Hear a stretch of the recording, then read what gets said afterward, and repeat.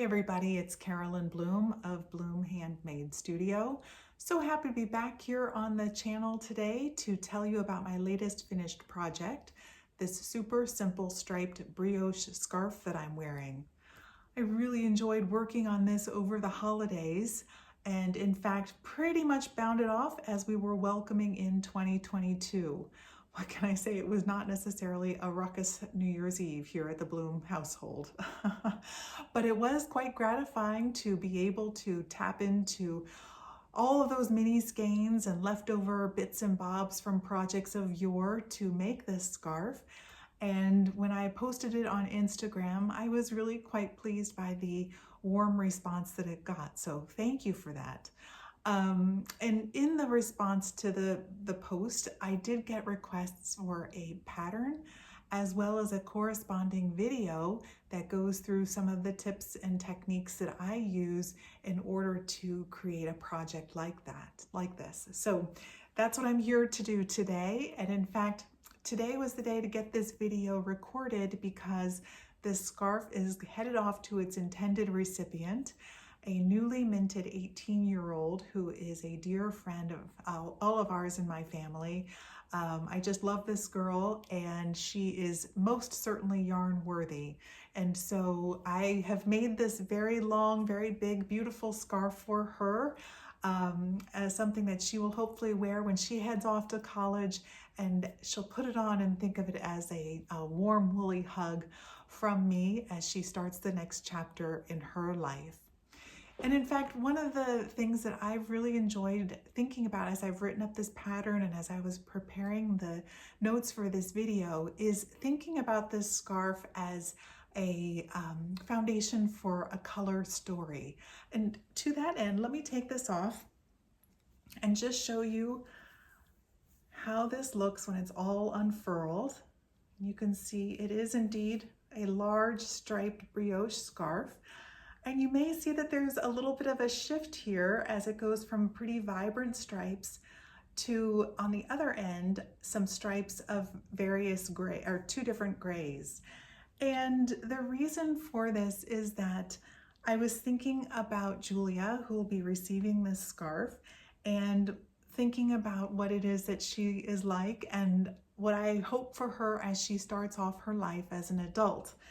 And I think that the best way to summarize all of the things that I hope and pray for her is that her glass is always at least 3/5 full.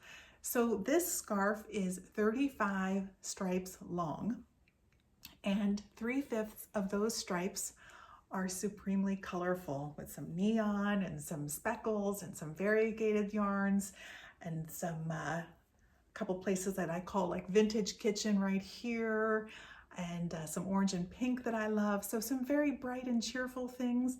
But then I wanted to give her a bit of the scarf that is really more of a reflection of her wardrobe. She's a New Yorker, and of course, so much of what she likes to wear is black and gray. And so this is a little bit of a nod so that when she wears it, she can kind of emphasize what she wants. That 2/5 of the scarf will be perfect for most of her wardrobe.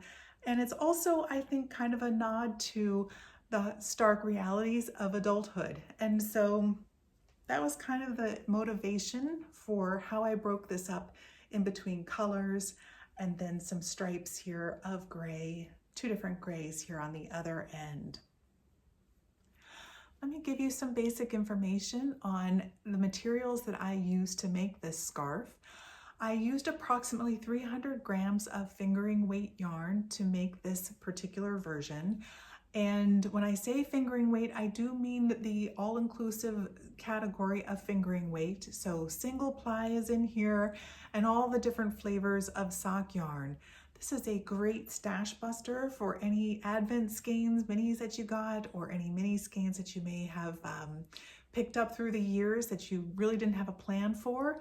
And then for me, I also pretty much can never say goodbye even to my leftovers from previous projects. So if I were to swivel this camera around and let you take a peek underneath my bed, you would see that I have a jumbo Ziploc of all of these wonderful leftover skeins that I have treasured through the years.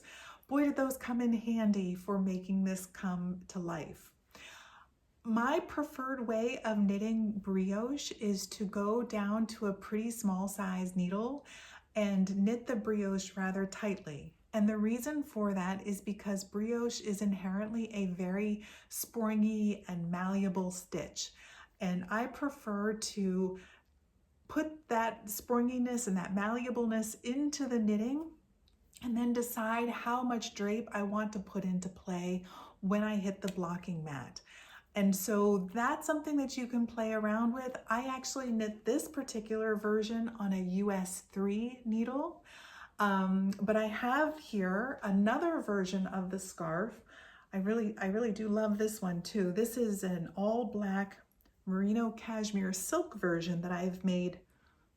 I'm not gonna lie, this one took me a long time to put together.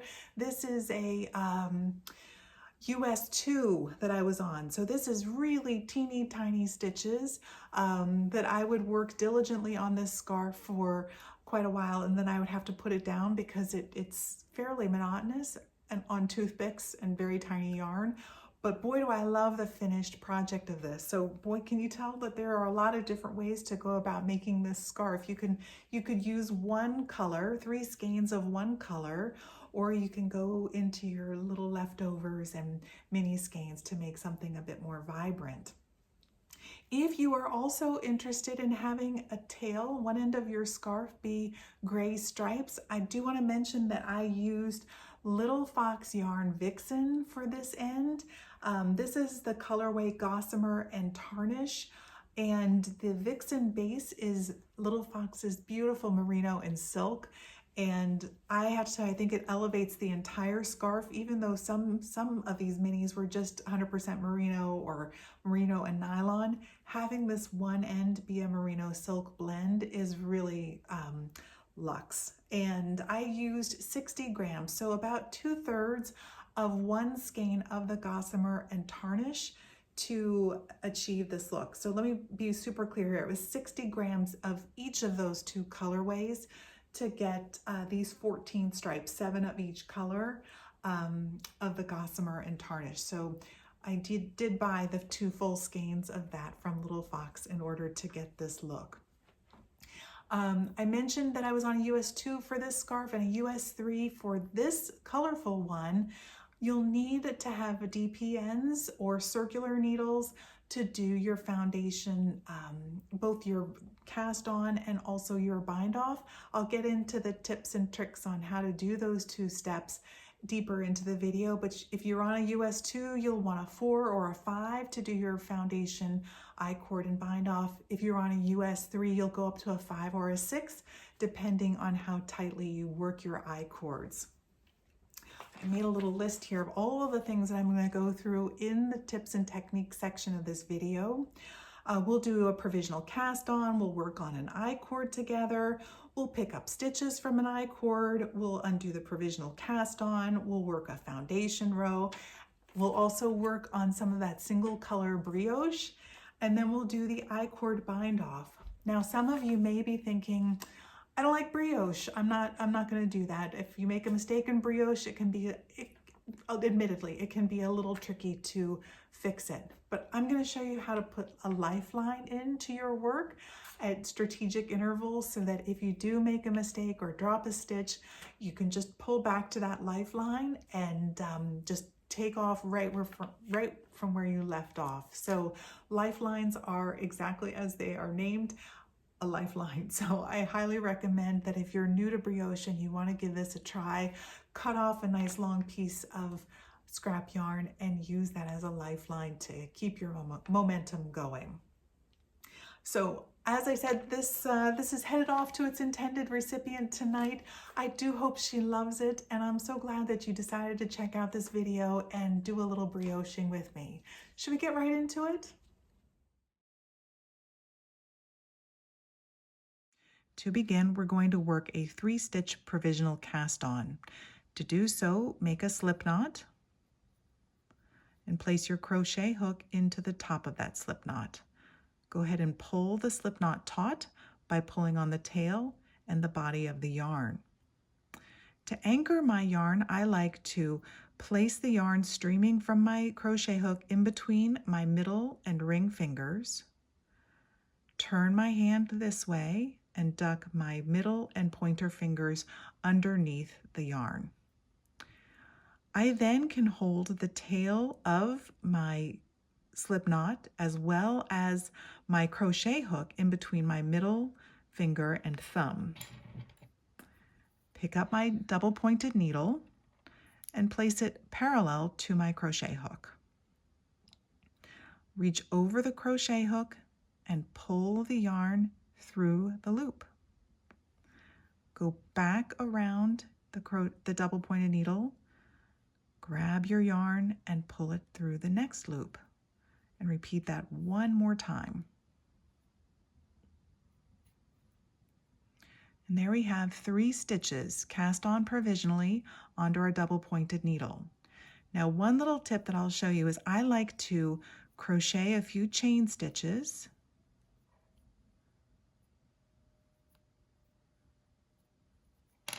like that and give the yarn a little trim.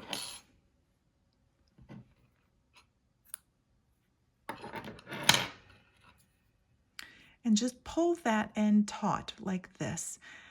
By doing so, it makes it very easy to identify which end of our provisional cast on will be undoing when it comes time to close up our I-cord cast on.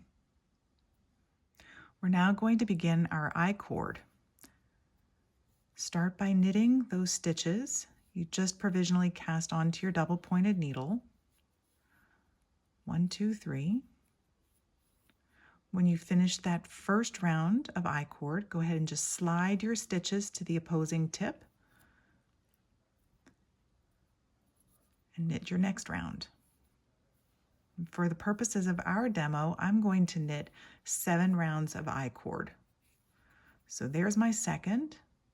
Again, I can just slide it down to the opposing tip. And what was my holder now becomes my knitter needle. Okay, so here we go. There's my third round. Next up is my fourth.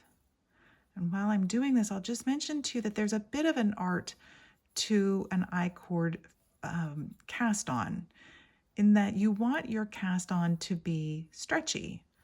And my instinct is to make my I-cord rather tight. And I have to fight against that. And the best way to fight against that is to use the barrel of your double pointed needles to really be where you begin each round of your I-cord. Now my little sample here is only going to be 7 rounds of I-cord. Let's talk about what to do to count your stitches in case you have to put the I-cord down and go do something. Get right up into here.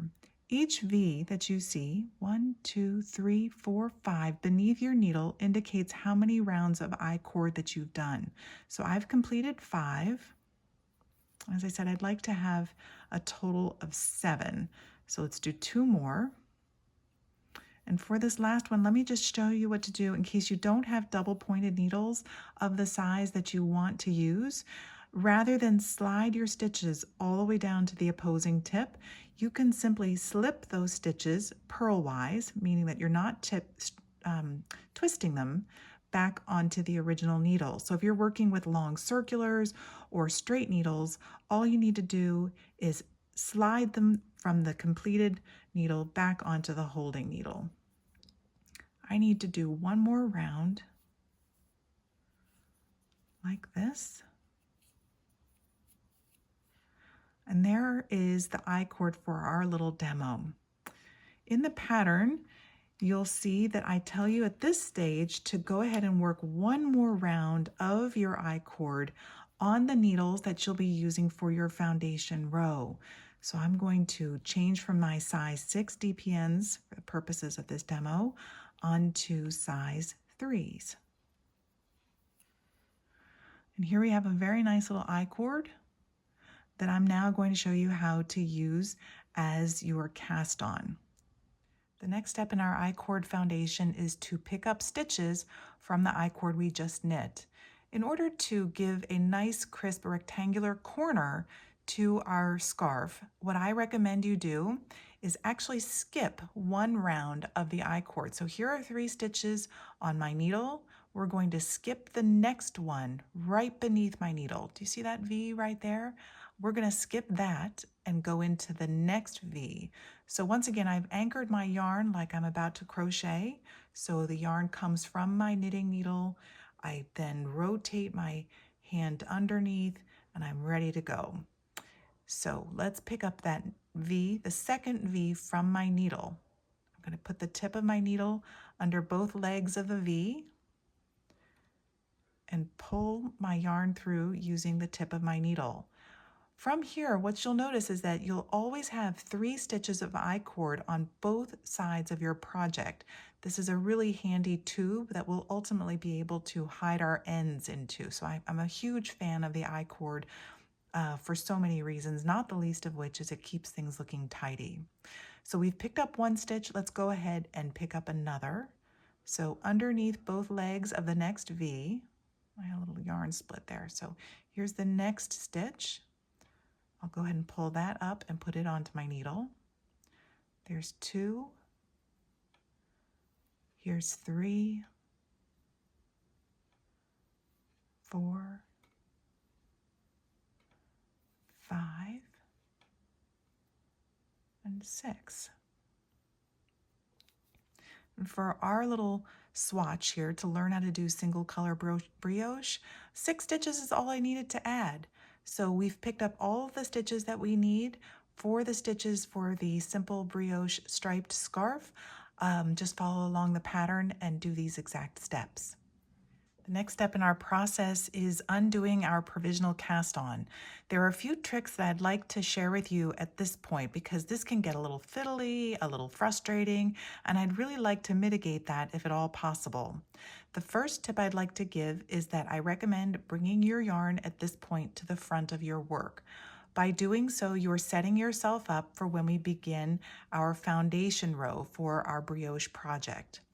The other tip I'd like to give you is that I've been very precise here for this little demo, counting out the number of I-cord rounds and making sure everything lines up. If you're new to this process, one of the things that I recommend that you do is add a whole bunch more additional rounds to your I-cord. Be very precise in skipping that 1 round and beginning picking up stitches. But then when you get down to this end, after you've picked up all the stitches that you need as called for in the pattern, you can not only undo your provisional cast on, you can also easily undo additional I-cord rounds to pick up exactly the number of stitches that you want and only have 2 I-cord rounds left in between your last picked up stitch and what gets put back onto your needle. So let me just zoom in here and show you what I'm talking about. At this juncture, when I'm going to undo my provisional cast on, I have 2 V's that I have not worked. This corresponds really nicely to what we did over here on this other side of our needle to give our scarf a nice rectangular corner, or angular corner, I should say. Now, one of the next tips I'd like to give you is when you're undoing your provisional cast on, you use the other tip of your circular needle. We're going to put the stitches of our I-cord onto this needle and then place them onto that needle. One trick that I like to use to get going with this is before undoing the provisional cast on, I like to anchor those I-cord stitches onto my holding needle. So to do that, go ahead and find the V right underneath your chained stitches. So for me, that's right here.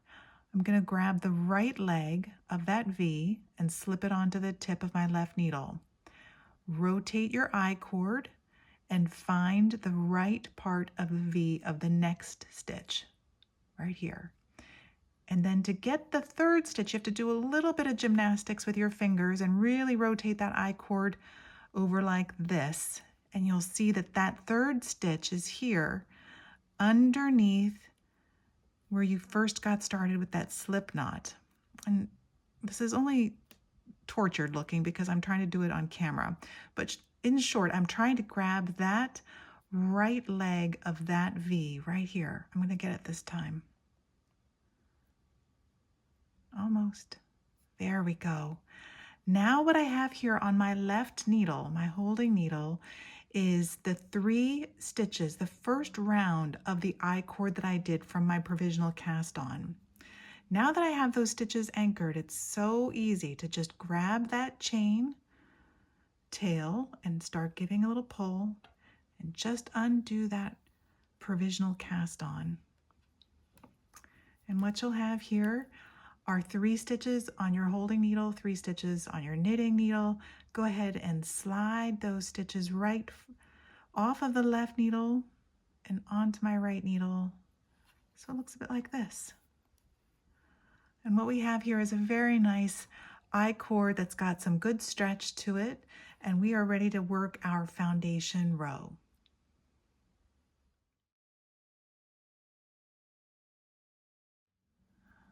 Now that you've had your metal thoroughly tested by working that I-cord cast on, we're now going to work our foundation row. To do so, knit the first 3 stitches. For this pattern, you will always knit the first 3 stitches of every row. You knit those first 3, bring your yarn to the front, slip the next stitch as if to purl, so there's no twisting happening. So let me just show you that again. Simply slide it from your left needle onto your right needle and then knit the next stitch. By doing so, what you've done is you've brought your yarn over your right needle before you knit the next stitch, which is so funny. When I teach people how to knit, this is what I tell them exactly not to do, because it's very easy to look at that as an added stitch. But in this instance, when you're brioching, this is absolutely correct. Just bring that yarn to the front, then over your needle and knit the next stitch. So once again, yarn to the front, slip a stitch, knit the next stitch. And when you have 3 stitches left on your left needle, bring your yarn to the front once more and slip those 3 stitches purlwise. And that is our foundation row.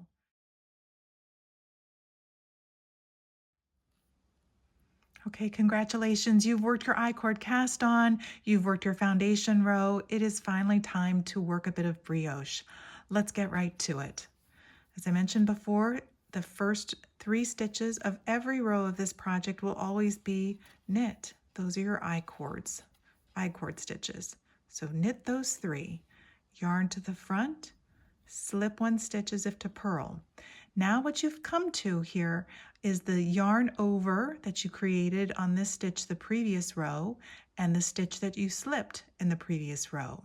We're going to now work what's called a brioche knit stitch and knit those 2 together.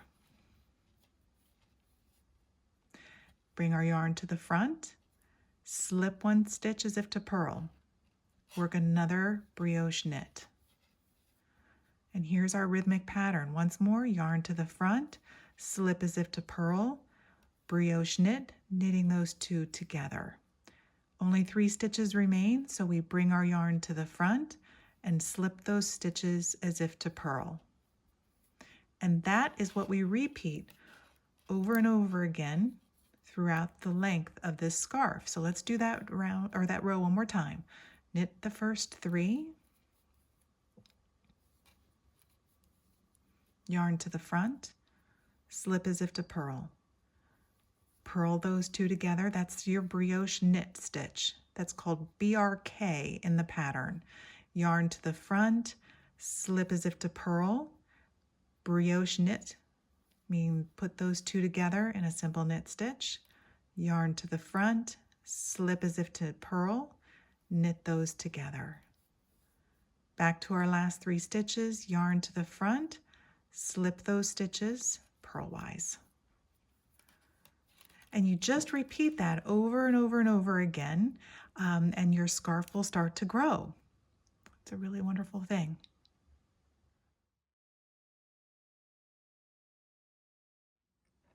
I've labeled this next section of the video tips and tricks because I have a few techniques I want to share with you so that you have a great time working on this project. The first thing is how to place a lifeline. To do so, slide your stitches from the tip of your needle onto the cord of your circular needle. By doing so, you'll have now enough room to run a lifeline underneath those stitches. So what I've done is I've woven some scrap yarn onto a darning needle, and I'm just going to run that yarn underneath my stitches on the cord, like this. And you may want to do this after every color change or before any color changes, or if you're working a more complicated project at regular intervals, so that if you need to go back to this point in your project, you now have a lifeline in place. We're going to undo our project to that lifeline, but first let's go ahead and change colors. Go ahead and just pull that down close to your work so it doesn't get caught up into your newly knitted stitches. Now I'm going to switch colors now to this very pretty coral, and I'm going to work the next row just like I did every other row to this point. I knit those first 3 stitches of my I-cord, bring my yarn to the front, slip the next stitch purlwise, work a brioche knit, a BRK, bring my yarn to the front, slip my stitch purlwise, work a brioche knit. And you can see that I'm taking care not to knit or slide my lifeline. I'm just letting that stay down close to my work and working my stitches in pattern. All right, what I'm going to do now is go ahead and work a few more rows of my pink, and then we'll come back and talk about how to weave in ends and then how to pull out our work to get to that lifeline. All right, as you can see, I've knit a few rows with my new color, and you can see my lifeline right down there in place. If you decide that, say, you don't like this color or you make a mistake in one of these rows, what you can do is simply slide the stitches off of your needle. I know this can induce heart failure, but just trust me. Go ahead and pull those stitches right out, leaving you with your lifeline holding your last row that you're happy with here in place. What we're going to do to make this look good back on our needles is just go ahead and insert the tip of your needle first into your I-cord, then grab the brioche knit. Here's your slipped stitch. Here's your brioche knit. When you get to the brioche knit, make sure you grab both the stitch and the yarn over. There's the slipped stitch, and here's a brioche knit. This is my I-cord, so I'm going to pick up, oh no, that's another brioche knit. And here I am back to my I-cord, and I'm picking up 3 stitches. Now all you need to do is take that lifeline, find your end, here it is, and just pull it right out. And you're ready to resume knitting. So that worked out great. So don't be shy about using your lifeline. It can prove to be a real lifesaver. I also wanted to be sure to show you what to do with your ends after you've changed colors. My preferred technique is to take your ends and tie them in a simple double knot. So like you're doing your shoelaces here. Just give those a little knot, pulling them snug, not too tight, but just kind of snug to your work. Like this. You don't want to distort your I-cord. So they're snug, but not too tight, not too loose, not too tight. Goldilocks here, just right. Take those ends and put them onto your darning needle, like that. Then sew into the middle of your I-cord. So there's one stitch, and here is the middle of my second stitch. I'm going to go ahead and sew right into that. And then simply run my darning needle down the center of that tube, like this. Pull your ends right through, give them a nice tug, pull on your project, and then you could go ahead and trim those ends close to your work, like that. and they will just get absorbed right into your I-cord. At this point, you pat yourself on the back and say, I'm so glad I did that I-cord. All right, so let's go on now and pretend that we're binding off. That's what's up next. What I'd like to show you how to do now is work an I-cord bind off and then Kitchener stitch your I-cords together. So to get started, what we'll do is knit 2 rounds of I-cord before we actually begin our bind off. And if you'll recall, the reason why we're doing this is we want to have those angular corners of our I-cord cast on match the angular corners of our bind off. So here I worked 2 rounds of I-cord straight. Now I'm ready to begin the actual binding off. So I'll knit the first 2 stitches of my I-cord and then knit the last stitch of my I-cord together through the back loop of the first stitch of my scarf that I'm binding off, like this. Go ahead and return those stitches to your left needle and work another I-cord bind off. So knit 2 and knit the 3rd stitch of your I-cord together with the next stitch of your scarf. Now that next stitch of your scarf is going to be one of your yarn over stitches. So be sure to grab the yarn over and the stitch together and knit them through the back loop together with your I-cord stitch, the 3rd I-cord stitch. Go ahead and slide those 3 back to your left needle. Knit 2. And again, knit through the back loop, the 3rd stitch of your I-cord and the next stitch of your scarf.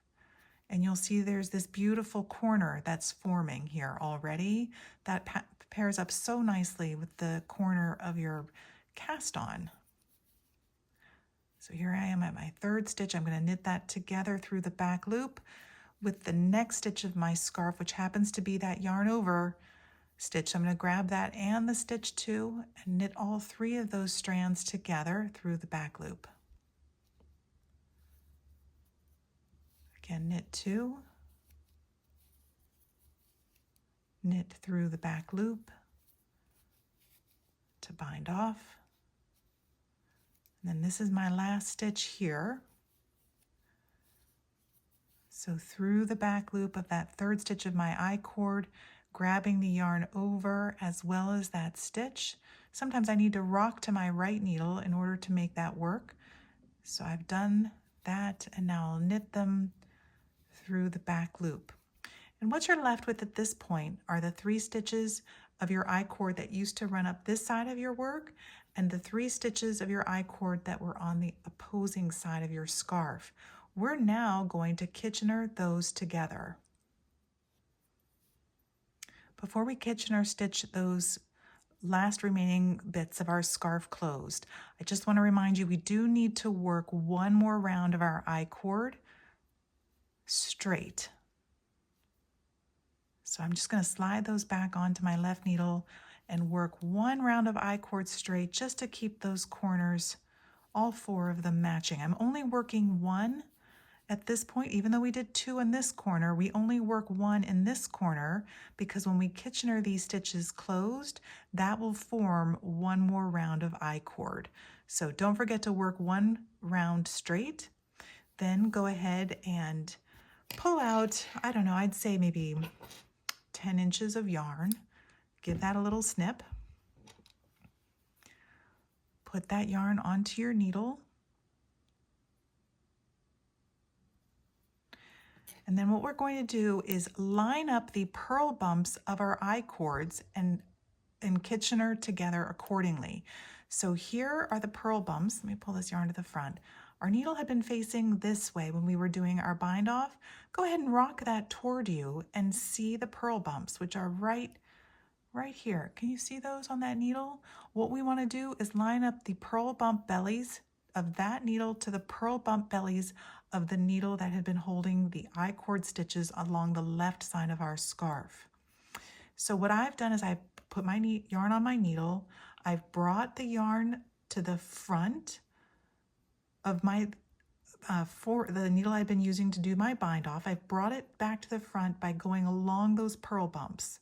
I'm going to slide my stitches to the tip of both needles, and now I'm going to Kitchener stitch these closed.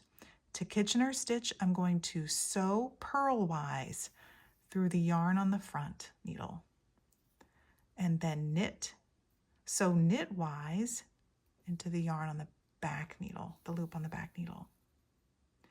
Now I'm going to sew knitwise through the first loop on my front needle, the one I had gone through purlwise before, and go ahead and slide that off my front needle. Then I will sew purlwise through the second stitch on my front needle. I'll go to the back needle and sew purlwise.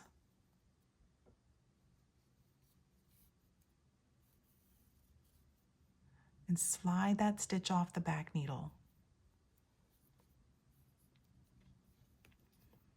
Then go ahead and sew knitwise through the second stitch on the back needle.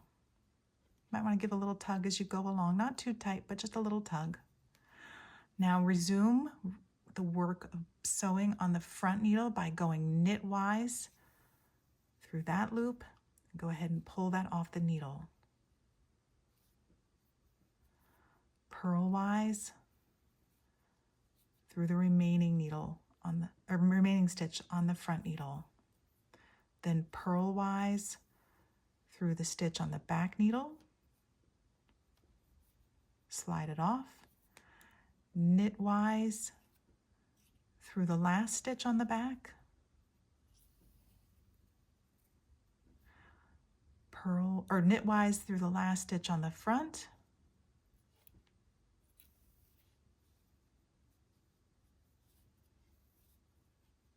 Slide that right off, and then purlwise through the last stitch on the back needle and take out that back needle as well. Give a little tug, and presto, you have a very nice angular corners on both sides of your little swatch. Go ahead and give those ends a little tug and weave them through your I-cord.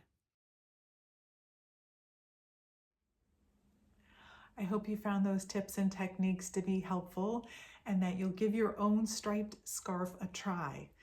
If you're feeling confident in your basic brioching abilities and you're ready to take them to the next level, I'd like to just show you one of my favorite patterns that I've ever written. This is called Concurrent, which is a syncopated brioche project. And I just love this project because it is reversible. So here's the inside or the outside, depending on how you look at it. There's really no difference. I just love how this takes advantage of the characteristics of brioche, and Concurrent is one of my favorite projects to work on. I pretty much always have a Concurrent in flight in one of my project bags, and it is my best-selling pattern. There's been a flurry of activity with Concurrent recently, and in fact I'll be kicking off a Concurrent knit along on January 22nd if you want to join in. I'll be recording some videos soon for how to do the simple steps in this pattern if you want to check out the next video on my YouTube channel. I'll also mention that any brioche project that I work on is thanks to Nancy Marchand, who is the creator of the brioche stitch. I just think Nancy is a genius, and I actually own all of Nancy's books. I grabbed 3 of them here today just to share with you. This first one here, Knitting Fresh Brioche, this is the first one I ever got by Nancy. And if you are new to brioche or you want to have a primer, a really good foundation book for this particular stitch, I really recommend this particular one. A lot of inspiration of what I like to knit when it comes to brioche has come from this particular book.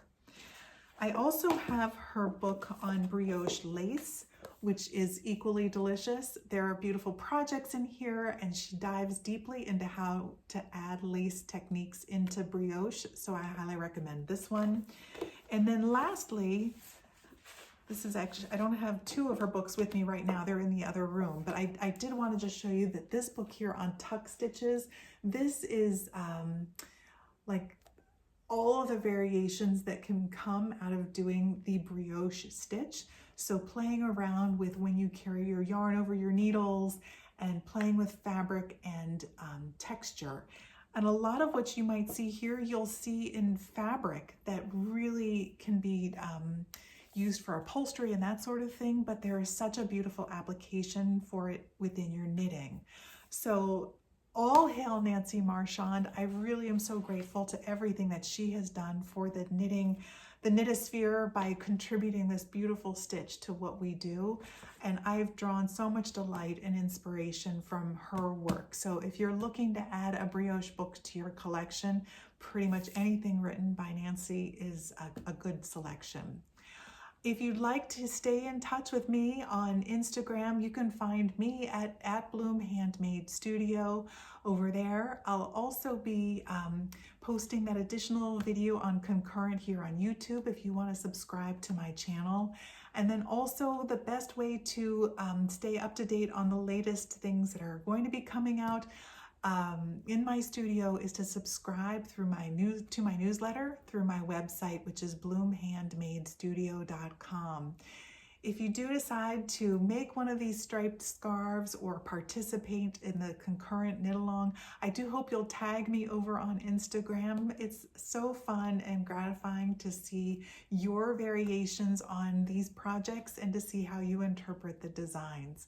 So thank you so much for tuning in here today and following me over on Instagram and subscribing to my newsletter. It really does mean the world to me. Happy knitting. See you soon.